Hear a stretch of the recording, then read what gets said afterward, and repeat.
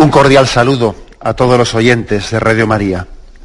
Un día más, con la gracia del Señor, proseguimos el comentario del Catecismo de nuestra Madre la Iglesia. Estamos en la explicación del sacramento del orden sacerdotal, y en concreto a partir del punto 1575 abordamos un apartado que tiene como título El ministro de este sacramento.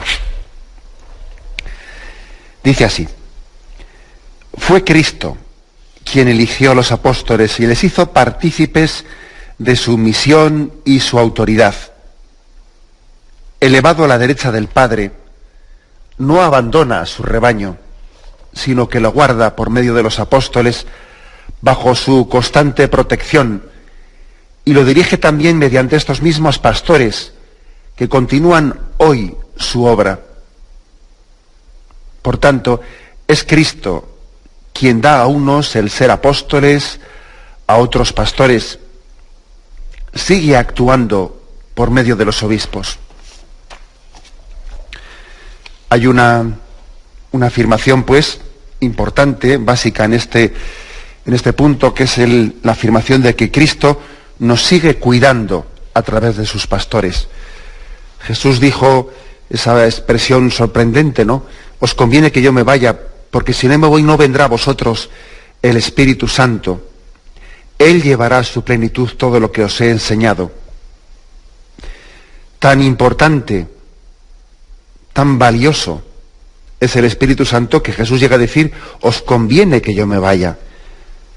Porque, digamos, la economía de la salvación, o la forma en la que mi Padre tiene, desde toda la eternidad, tiene pensado en llevar adelante, ¿no?, en dispensar, en administrar los misterios de la salvación a través de esa efusión del Espíritu Santo, una vez que Jesús asciende a los cielos, va a ser todavía más generosa, va a ser más universal, va a llegar a todos los hombres de todos los tiempos, ¿no? Con lo cual, Jesús ya dijo una frase que puede resultar sorprendente, ¿no?, especialmente para los apóstoles que estaban allí con Jesús y querían agarrarse a él y no separarse nunca de él, ¿no? Decirle, os conviene que yo me vaya. Pero ¿cómo nos va a convenir separarnos de Jesús? Bueno, separarnos de Jesús, separarnos de la humanidad visible de Jesús junto a nosotros, ¿no? ¿Cómo nos va a convenir? Pues porque el designio de Dios Padre de cómo iba a llevar adelante esa obra de salvación todavía era más rico y más pleno en la forma en que iba a hacerlo. Por la efusión del Espíritu Santo, Jesús iba a actuar desde su ascensión a los cielos y desde el envío del Espíritu Santo iba a actuar a modo de cabeza del cuerpo místico, a modo de presidencia de esa iglesia desde el trono celestial en el cielo, y con una capacidad de actuación a través de esos apóstoles que él había elegido en la tierra, de sus sucesores, con una capacidad de actuación potentísima. Es como si dijese, mira, desde allí voy a tener más capacidad de actuación, más capacidad de irradiación. Créeme, te conviene que yo vaya, ascienda a los cielos, que envíe el Espíritu Santo y que a través de los apóstoles, a través del ministerio apostólico, recibas esa gracia que viene de la cabeza del cuerpo místico. No sé si recordáis que cuando estuvimos explicando en su momento, estuvimos explicando, haciendo una pequeña catequesis de lo que era la Iglesia y lo que eran los sacramentos, pusimos el ejemplo. Era un ejemplo que yo a veces he utilizado con los niños, pero es que hay ejemplos que, por gráficos, sirven para un niño y sirven para un adulto porque son tan sencillos como profundos al mismo tiempo. Y el ejemplo, si recordáis, era el de un árbol cuyas raíces están debajo de la tierra, y bueno, pues evidentemente esas raíces que son invisibles, pues en este ejemplo comparativo, metafórico que queremos hacer, esas raíces las referimos a Jesucristo, que desde que ascendió a los cielos es invisible para nuestros sentidos y sin embargo de él, de esas raíces proviene la vida, ¿no? Las raíces del árbol son Jesucristo. El tronco que está fundado sobre esas raíces, que sí que es visible, pero que sin embargo, ¿no?, uno ve únicamente la corteza y no ve lo que hay dentro, ese tronco es la Iglesia, fundada sobre Jesucristo, que tiene también una corteza visible, que es la de la sociedad, de los que conformamos la Iglesia, pero que dentro de esa Iglesia hay algo que es invisible, que es el que es cuerpo místico de Cristo. Por las venas de la Iglesia corre la sangre de Cristo, corre la savia de Jesucristo. Y esa Iglesia da frutos pues, que nosotros en esa comparación metafórica lo referimos a los sacramentos. Y cuando alguien coge pues, de ese árbol una fruta y recibe un sacramento, está recibiendo en ese sacramento la vida de Cristo transmitida a través de la Iglesia. Es decir, hay un misterio que está unido, conformado. En ese sentido, es en el que comienza aquí a afirmar que Cristo mismo está actuando en este momento a través de los apóstoles de una manera constante. Está dirigiendo su Iglesia a través de los apóstoles. Tiene una actuación en directo, no en diferido, en directo. Él da a sus apóstoles. No hay un apóstol que bendiga sin que Cristo esté bendiciendo desde el cielo. No hay un apóstol, no hay un sacerdote que consagre sin que Cristo esté sosteniendo ese acto de la consagración. Cada acto sobrenatural que un ministro de Cristo esté realizando, está siendo sostenido por la acción de Cristo desde el cielo. Es Cristo quien bendice, es Cristo quien perdona, es Cristo quien consagra, es Cristo quien unge a los enfermos. La acción del apóstol, pues, es una prolongación visible de la acción del Cristo glorioso y eterno que está sentado a la derecha del Padre. Esta es nuestra fe. Esta es nuestra fe católica. Hay algún pasaje en el Evangelio que hace meditar mucho. Hasta qué punto, que además manifiesta muy bien hasta qué punto Cristo está comprometido con sus apóstoles, ¿no? Hasta qué punto nuestra relación con Cristo no es otra relación distinta o independiente de la que tenemos que tener con los apóstoles. Hasta qué punto la respuesta que yo le doy a Cristo no es una respuesta distinta a la respuesta que le doy a ese apóstol de Cristo que me está predicando. Porque a veces eso hoy en día es muy frecuente, ¿no? Lo de yo creo en Cristo y no creo en la Iglesia. Y bueno, pues una cosa es que yo rechace lo que me predica la Iglesia, pero otra cosa es que rechace a Cristo. Son como dos cosas distintas, ¿no? Se pretende... Bueno, pues fijaros, por ejemplo, en ese pasaje del pobre Lázaro y del rico Epulón. Está en Lucas 16, versículo 19. Era un hombre rico que vestía de púrpura y lino y celebraba todos los días espléndidas fiestas. Y uno pobre, llamado Lázaro, que echado junto a su portal, cubierto de llagas, deseaba hartarse de lo que caía de la mesa del rico, pero hasta los perros venían y le lamían las llagas. Sucedió pues que murió el pobre y fue llevado por los ángeles al seno de Abraham. Murió también el rico y fue sepultado. Entonces en el Hades, entre tormentos, levantó los ojos y vio a lo lejos a Abraham y a Lázaro en su seno. Y gritando dijo: Padre Abraham, ten compasión de mí, y envía a Lázaro a que moje en agua la punta de su dedo y refresque mi lengua, porque estoy atormentado en esta llama. Pero Abraham le dijo: Hijo, recuerda que recibiste tus bienes durante tu vida y Lázaro, al contrario, sus males. Ahora pues, él es aquí consolado y tú atormentado. Y además entre nosotros y vosotros se interpone un gran abismo, de modo que los que quieran pasar de aquí a vosotros no puedan, ni de ahí puedan pasar donde nosotros. Replicó: con todo te ruego, Padre, que le envíes a la casa de mi padre, porque tengo 5 hermanos, para que les dé testimonio y no vengan también ellos a este lugar de tormento. Díjole a Abraham, fijaros esta respuesta: tienen a Moisés y a los profetas, que les oigan. Él dijo: no, padre Abraham, sino que si alguno de entre los muertos va a donde ellos, se convertirán.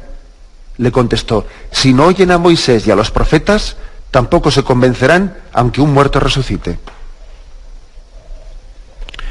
Es un texto impresionante, porque al margen de que, claro, aquí hay muchas más enseñanzas en este en esta parábola, ¿no?, del pobre Lázaro. Pero a nosotros lo que nos interesa en concreto, yo la he traído a colación por un motivo concreto, por el motivo de que en esta parábola la predicación que Yahvé quiere que sea escuchada, está siendo predicada a través de Moisés y los profetas.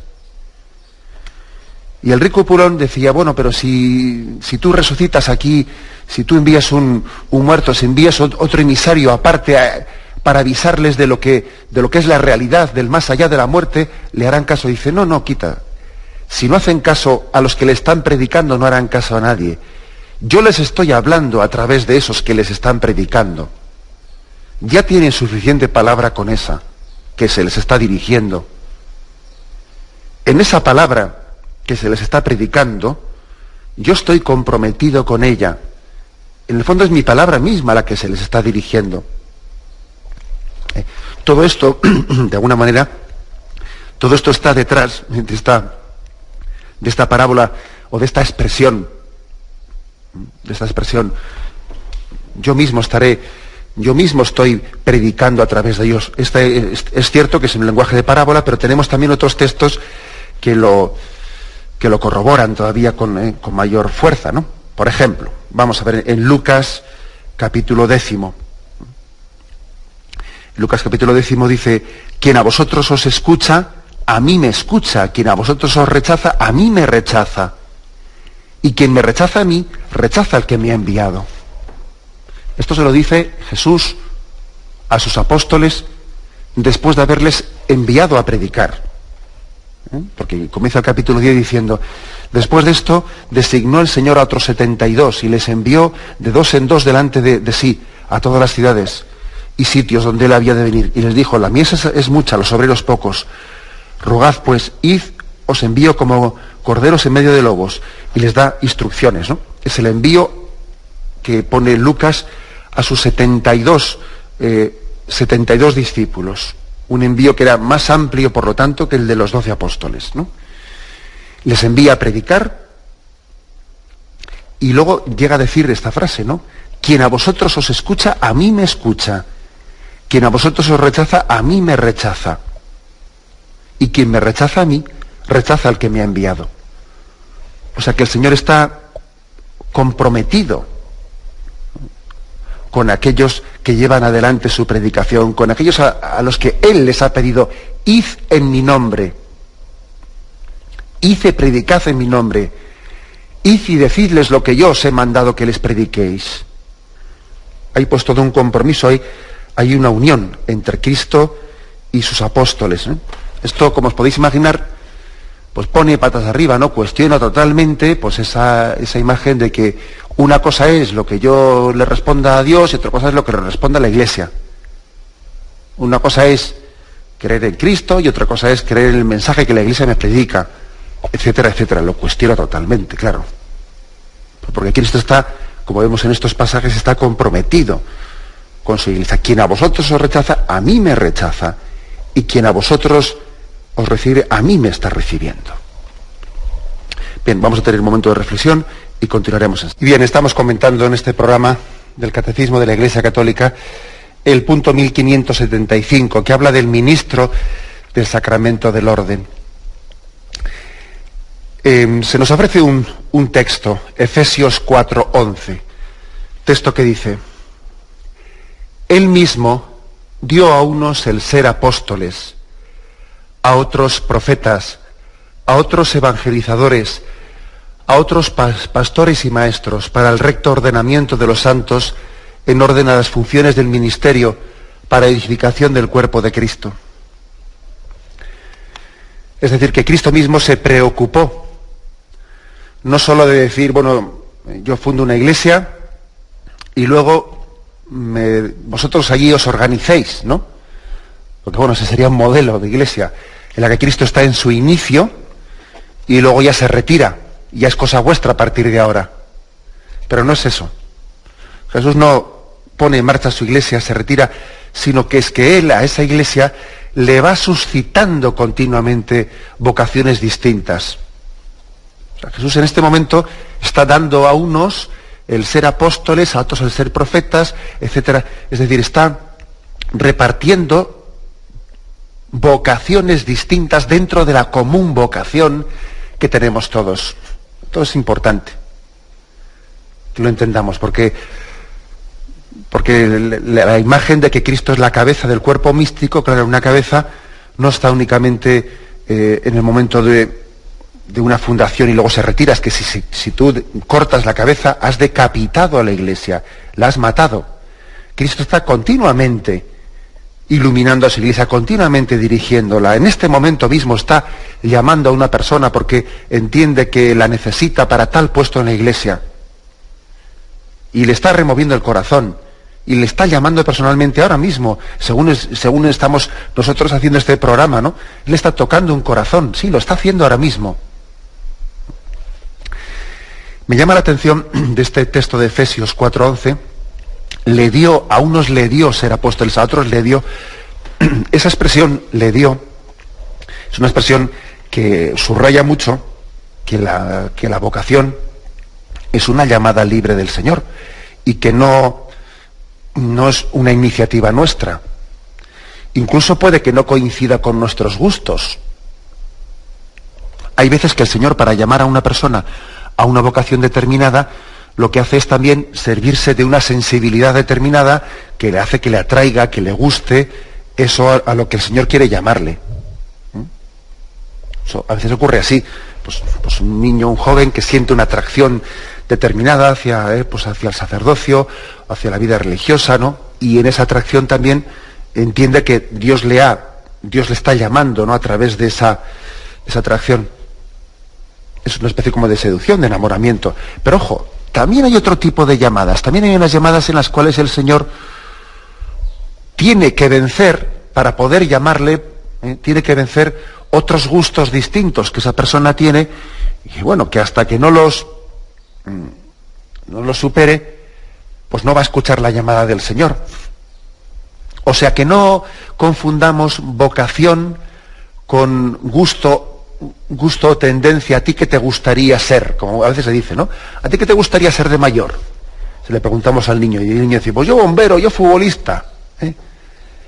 Bueno, pues no es lo mismo vocación que gusto personal o tendencia natural. No es lo mismo. Porque a veces, como he dicho, la vocación del Señor se sirve de una tendencia personal, pues pero otras veces tiene que vencer otras tendencias. Y a veces la vocación del Señor puede romper nuestros planes. Puede romper nuestros planes que eran totalmente distintos, y el Señor se hace presente en nuestra vida, como ocurrió con San Pablo. Acordaros de San Pablo, de cómo el Señor irrumpe en su vida y sus planes eran totalmente distintos, y Jesús viene a romper todos sus esquemas, ¿no? Viene a ponerle patas arriba, ¿no? Todos sus esquemas. Bien, es una precisión importante. Cristo da a unos el ser apóstoles, se lo da como un don. Es verdad que también a veces cuesta escuchar ese don, porque uno se hace el sordo, y el hombre puede hacerse el sordo, puede hacerse impenetrable a esa llamada de Jesucristo. Eso puede ocurrir. Y allí el hombre tiene una culpabilidad, lógicamente, de no ser dócil a ese Cristo que le está buscando, que le está solicitando.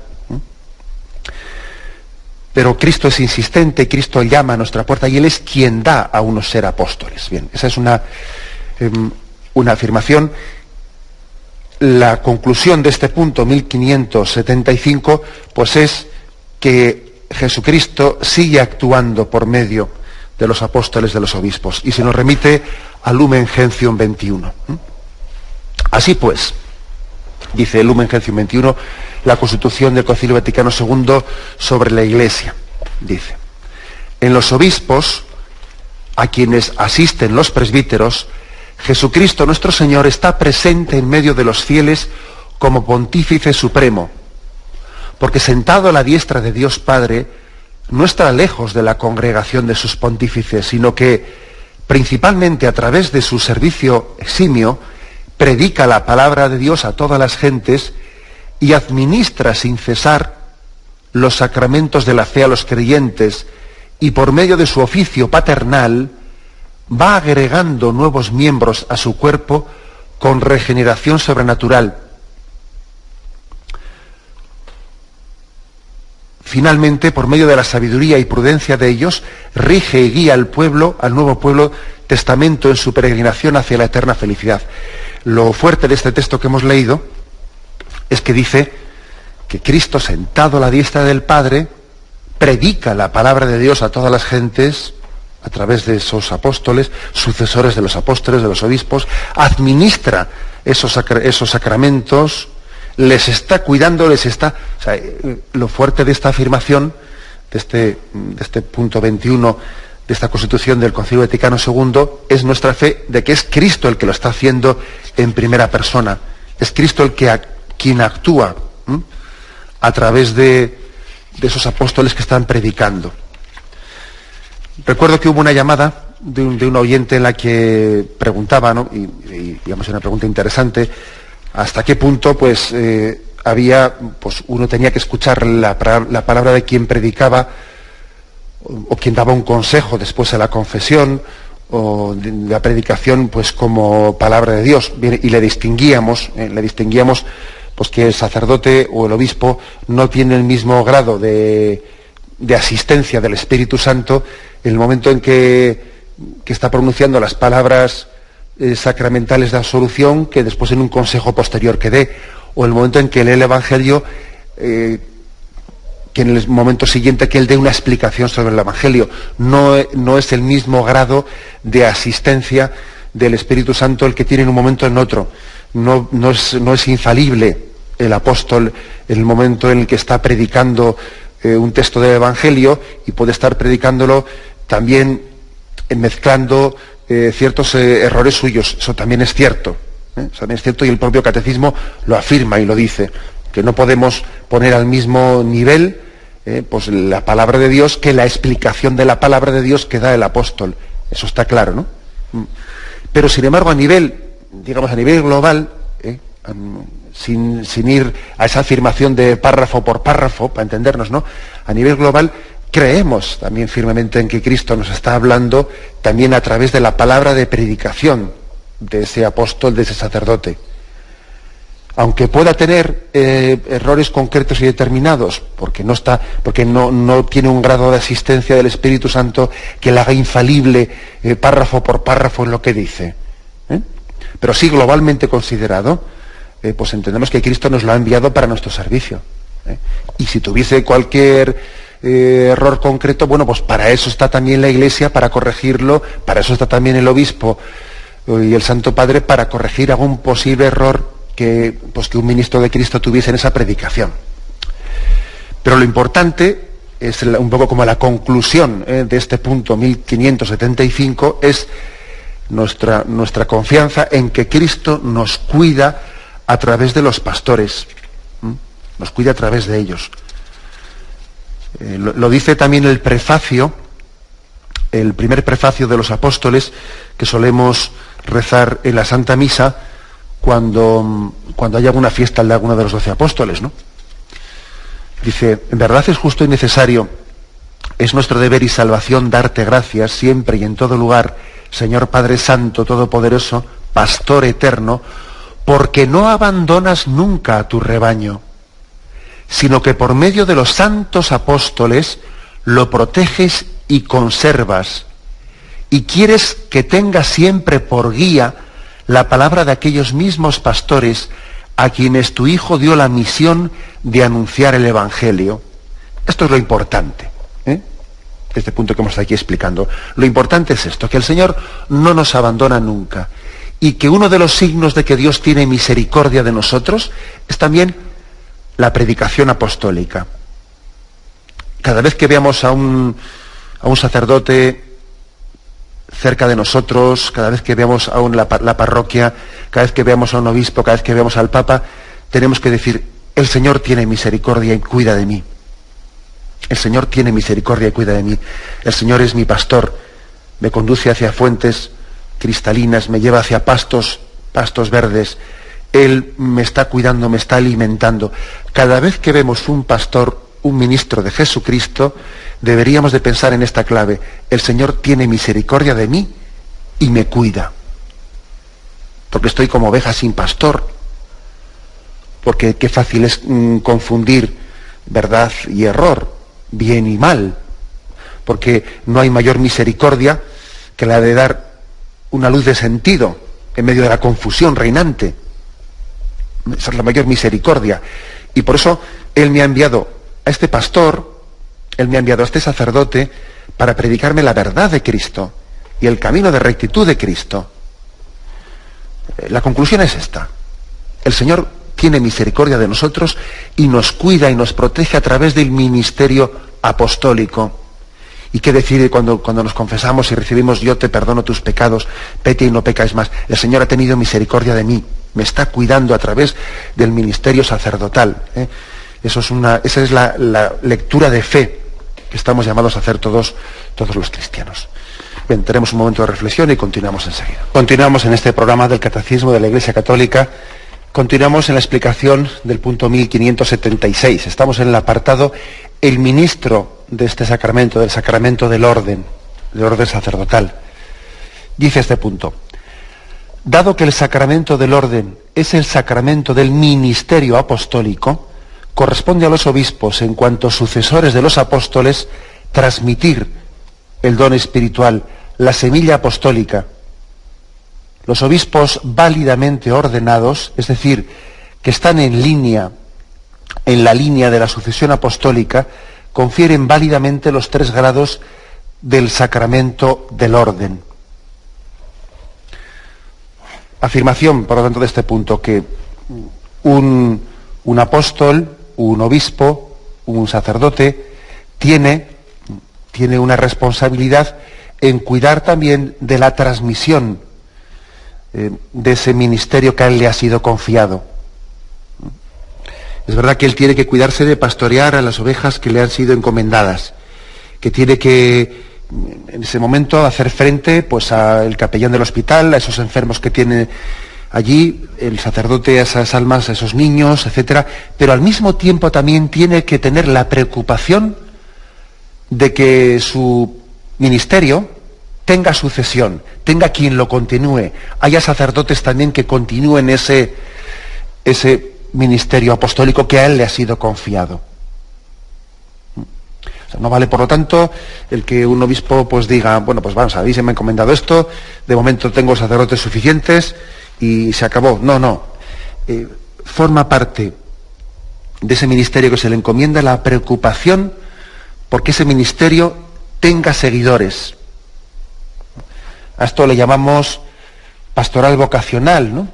Pastoral vocacional, el que suscitemos la conciencia de que tiene que haber seguidores de ese ministerio. Y eso se le encomienda especialmente al obispo, y él es responsable de eso. Y se le encomienda esa tarea de decir: mira, este don que te hemos dejado aquí debe de tener continuación. Tú debes de estar preocupado, como está el corazón de Cristo preocupado, por los que te han sido encomendados y por los que vendrán detrás también. Es una preocupación que el corazón de Cristo comparte con el obispo. Esto es algo muy importante, y eso también se entiende porque es la razón de ser de la Iglesia. Algo muy distinto a lo que a veces pasa, si me permitís, ¿no? Pues una comparación así entre el mundo de la Iglesia y el mundo político. A veces uno observa que en el mundo político, pues igual viene un alcalde, y a veces ocurre, ¿no? Pues que un alcalde igual gobierna en la ciudad, intenta, bueno, pues esto, yo tengo 4 años, ¿no? Pues en los años que tengo, ahora pues aquí voy a intentar hacer todas las obras posibles, y si no tengo dinero, pues bueno, pues pido unos préstamos tremendos, ¿no? Y cojo y endeudo totalmente la hacienda de la ciudad, ¿no? Bueno, y el que venga por detrás, que pague las deudas. Yo he hecho las obras y, pues hombre, pues eso es una persona que no está mirando por el bien de su ciudad, sino que es una persona que está mirando sencillamente un político que está mirando por el bien, por su propio bien, por su fama, por enfamarse, mira qué obras ha hecho, ¿no? Pero él no ha pensado en los que vienen detrás, a los cuales no les ha dejado otra función que pagar deudas, porque ha dejado todo endeudado, ¿no? Bueno, pues pongo esta comparación para dar a entender de que Jesús a los apóstoles les insiste mucho en que deben de preocuparse del ministerio, de la sucesión en ese ministerio que se les está encomendando. No únicamente en quedar bien, no únicamente en salir adelante, no únicamente en salir del paso, ¿no? No, sino en ver y preocuparse en lo que viene por detrás. Esa es una preocupación de primer orden que se está transmitiendo, a la Iglesia. Esto es el motivo por el que los pastores, los obispos, insistimos tanto en la preocupación, en primer lugar, de por qué pedimos tanto que se ore por las vocaciones, por qué insistimos tanto en que todos seamos corresponsables de esa tarea de ejercitar también la llamada vocacional. Porque, ojo, es decir, el Señor se puede servir de cualquiera de los que me están escuchando ahora mismo, se puede servir para poner también sus ojos en algún joven, en algún niño o en algún joven adulto, poner sus ojos para ser también instrumento de Cristo para dirigir una llamada. Los obispos insistimos mucho en que todo el pueblo de Dios tiene que hacerse corresponsable de esa pastoral vocacional, aunque la responsabilidad sea del obispo, sí, pero todos tenemos que ser corresponsables y darnos cuenta de que también, igual que el profeta cuando fue dirigido para ungir a David, primeramente él se dio cuenta de que el Señor no había puesto los ojos en otros hermanos suyos mayores. Este no es. Sin embargo, en cuanto que vio a David, dijo: este es el que el Señor ha puesto sus ojos en él, este es el que debo de ungir. El Señor me ha mandado para ungir a este en concreto. Tenemos que pedirle al Señor tener también, especialmente los sacerdotes, ¿no?, pero todo el pueblo de Dios, tener ese don de que el Espíritu Santo también nos ilumine para ser capaz de identificar, ¿no?, y de invitar a esas personas que pueden estar siendo elegidas por Dios para continuar la sucesión del ministerio apostólico. Digo esto porque la vocación algunos pues la hemos tenido sin que nadie desde fuera nos haya sugerido nada. Pues es el caso de un servidor. Por ejemplo, a mí pues no recuerdo que nadie desde fuera pues me dijese algo o me hiciese una invitación de ¿has pensado alguna vez en sacerdote? O nada por el estilo. Pues la verdad es que no, que el Señor me puso esa semilla directamente en mí, ¿no? Pero eso no tiene por qué ser así siempre, ¿eh? El Señor puede querer, o en su designio tener pensado que haya una persona de la cual Él quiere servirse para suscitar una llamada, por ejemplo. Y entonces, pues evidentemente, tenemos también que estar atentos, porque si el Señor quiere servirse de mí para suscitar una llamada, pues debo de ser dócil para poner los ojos en quien el Señor los ha puesto previamente. Señor, enséñame a poner los ojos donde tú los hayas puesto, para ser instrumento tuyo, para llevar adelante esa llamada. Bueno, pues a esto más o menos le llamamos pastoral vocacional. Aparte que también le llamamos pastoral vocacional, pues a suscitar unos ambientes en los que haya capacidad de escucha y capacidad de discernimiento.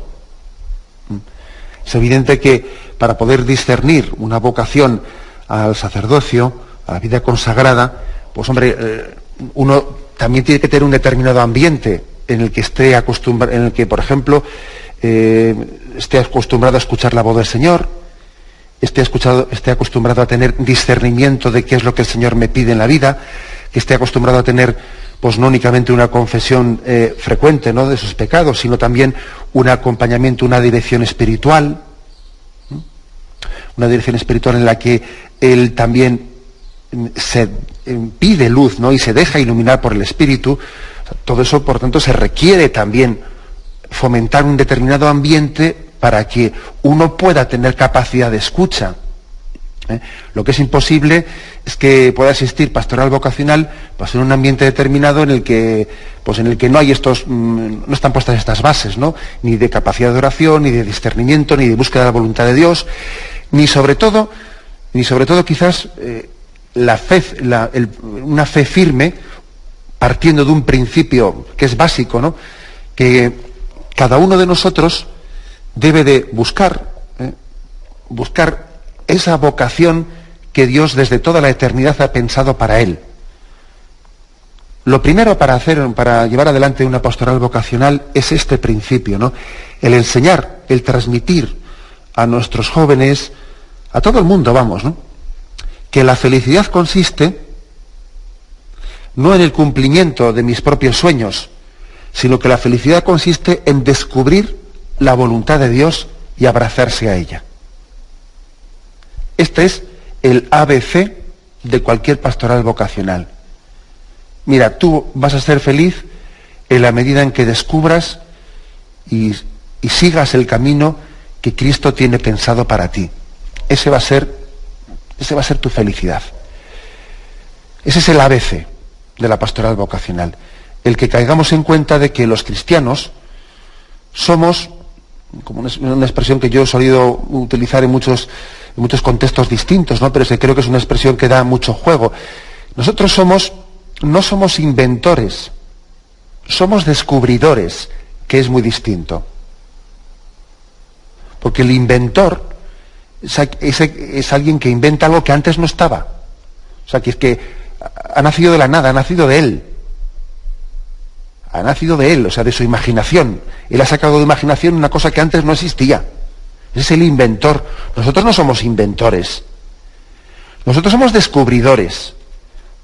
Porque el descubridor lo que hace es sacar a la luz algo que estaba ahí, algo que Dios quería para él, pero que todavía no lo había descubierto. Nosotros no somos inventores, somos descubridores. Y por lo tanto el ABC de la pastoral vocacional es suscitar deseo de que todo el mundo descubra qué quiere Dios de él, dónde me quiere Dios, en qué puesto concreto ha pensado para mí. Ese es el ABC de la pastoral vocacional. Luego, lógicamente, hay que decir más cosas, ¿no? Que haya un ambiente determinado, un ambiente concreto para que eso pueda cultivarse, un ambiente con naturalidad, de intimidad con el Señor, de dejarse también ayudar en ese discernimiento de quién me va pidiendo Dios concretamente en mi vida, etcétera, etcétera, no cultivar eso. Y incluso también, en tercer lugar, como he dicho antes, la posibilidad de que también el Señor quiera servirse de llamadas concretas hechas por una persona, esas que te dicen, ¿y tú no has pensado alguna vez? Y puede ser alguien un instrumento de Dios para hacer una mediación en esa llamada. Puede ser, hay que verlo en cada caso concreto, ¿no? Y determinado. Pero aquí lo importante de este punto 1576, lo importante es decir, que se le confía al ministerio apostólico, corresponde a los obispos, dice, corresponde a los obispos, transmitir, etcétera, etcétera. Queda bajo la responsabilidad de ellos esta pastoral vocacional. Así entenderéis de por qué pedimos tantas oraciones, ¿no? Así entenderéis el por qué insistimos tanto en que se rece por los pastores, porque es verdad que también el Señor ha puesto sobre nosotros en nuestro ministerio pues unas responsabilidades grandes, y pedimos oración pues para ser instrumento de Dios y para tener esa capacidad, esa clarividencia de buscar las formas concretas pues para llevar adelante esta tarea, esta gran responsabilidad que el Señor ha puesto en nosotros. Bueno, pues eso, aprovecho la ocasión para seguir pidiendo esas oraciones. Me despido con la bendición de Dios Todopoderoso. Padre, Hijo y Espíritu Santo, descienda sobre vosotros. Alabado sea Jesucristo.